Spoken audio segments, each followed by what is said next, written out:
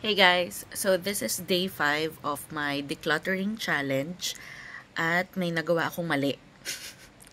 Kasi yung mga naitabi ko na, bibidyohan ko na lang sana.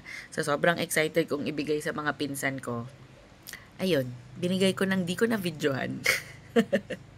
Pero, pagkakatanda ko, 8 watch yun. Tapos, 5 bag. So, 13 items yung naibigay ko. Plus, ito yung mga naidagdag ko pa. Ayan. So, 1, 2, ito. Tapos, ito ay 19 total. Mga pang gel polish ko to. Na, hindi ko naman na ginagamit.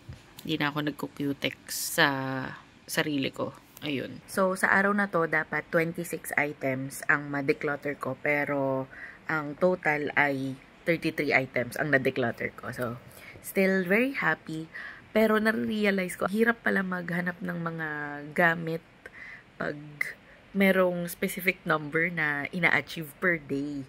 Hindi tulad nung first day, nung hindi pa ako nagde-decide na gawin tong reverse 30-day declutter challenge. Parang, chill lang. Kung ano lang yung mahanap ko, yun, isasama ko. Pero ngayon kasi, may konting pressure. May specific number kasi na dapat ma-achieve. Kasi, yun na nga, nung una, sabi ko, 2 items per day lang. Pero, kahapon na nag-decide akong gawin na itong challenge na kailangan kong ma-fulfill.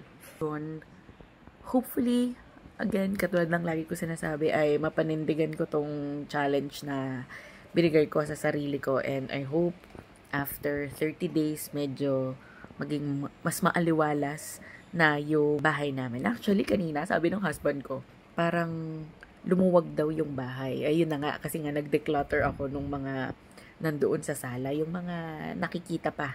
Yung mga nasa taas ng lamesa, yung mga basta may flat surface, yun, nabawasan na yung mga kalat-kalat doon. So, yun, very happy. Patuloy nyo akong samahan dito sa 30-day declutter, reverse declutter challenge na to.